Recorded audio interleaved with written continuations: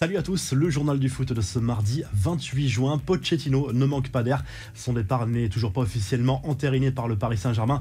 À quelques jours de la reprise de l'entraînement, ce sera lundi pour les champions de France. La faute, visiblement, au coach argentin un peu trop gourmand selon l'équipe. En plus des 15 millions d'euros promis pour son licenciement, lui et son staff réclameraient les primes 2022-2023 qui auraient dû être versées à la saison prochaine. Pour le moment, cela bloque complètement les discussions avec le Paris Saint-Germain qui refuse d'accéder à cette requête. Un indice de taille a été lâché pour son successeur au Paris Saint-Germain. A priori, ce sera bien Christophe Galtier. Indice lâché par le président niçois lors de la présentation officielle de Lucien Favre qui succède donc à Christophe Galtier sur le banc de l'OGC Nice. Il a souhaité bonne chance pour la saison prochaine à Christophe Galtier. C'est un défi colossal, une formidable opportunité qui se présente à lui, a lâché le président niçois sans citer le nom du Paris Saint-Germain. Mais tout le monde l'a compris, Galtier sera bien le successeur de Pochettino dans la capitale française.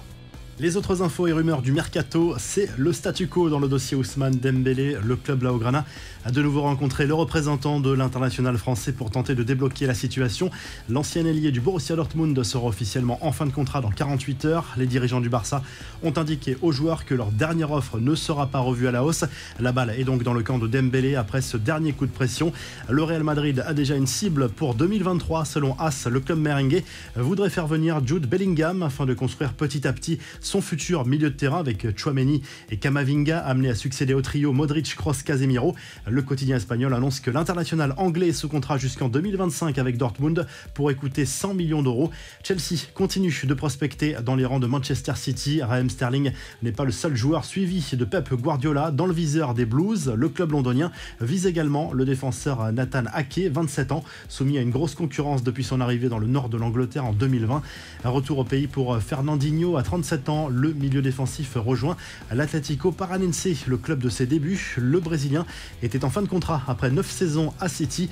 Le milieu de terrain du RC Lens tchèque Doucouré se rapproche lui de la première ligue. Le Malien intéresse Crystal Palace et fait l'objet d'une belle offre de la part du club londonien, 21 millions d'euros plus 5 millions de bonus. Enfin, le joli coup de Montpellier qui a officialisé la signature de Wabi Kazri. L'international tunisien âgé de 31 ans arrive libre après la fin de son contrat avec l'AS Saint-Etienne.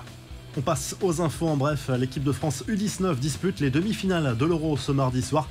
Après une phase de poule parfaite et 3 victoires impressionnantes en termes de maîtrise, place aux choses sérieuses. Les mini-bleus défient Israël pour une place en finale. Coup d'envoi à 20h sur la chaîne L'équipe.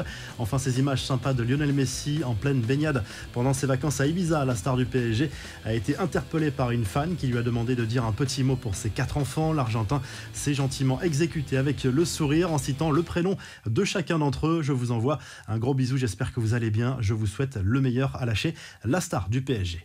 La revue de presse, on file tout de suite en Espagne où le journal AS fait le point sur l'avenir de Toni Kroos au Real Madrid. Le milieu de terrain a bel et bien refusé de prolonger son contrat avec le club merengue en attendant de voir le niveau qui sera le sien la saison prochaine. On rappelle qu'il a déjà tout gagné avec le Real Madrid et qu'il est sous contrat jusqu'en juin 2023 dans la capitale espagnole. En Espagne toujours, le journal Marca fait le point sur les travaux du stade Santiago Bernabéu qui avance à grands pas en cette période estivale, notamment l'impressionnante toiture qui ornera l'enceinte du club merengue dans les prochains mois. L'objectif de livrer l'enceinte en décembre est encore tenable. Et en Italie, le Corriere dello Sport se penche sur le mercato de l'AC Milan avec notamment l'arrivée de Divock Origi qui arrive en fin de contrat avec Liverpool. Il a signé un contrat de 4 ans avec le club lombard et touchera un salaire de 3,5 millions d'euros par saison. Si le journal du foot vous a plu, n'hésitez pas à liker, à vous abonner pour nous retrouver très vite pour un nouveau journal du foot.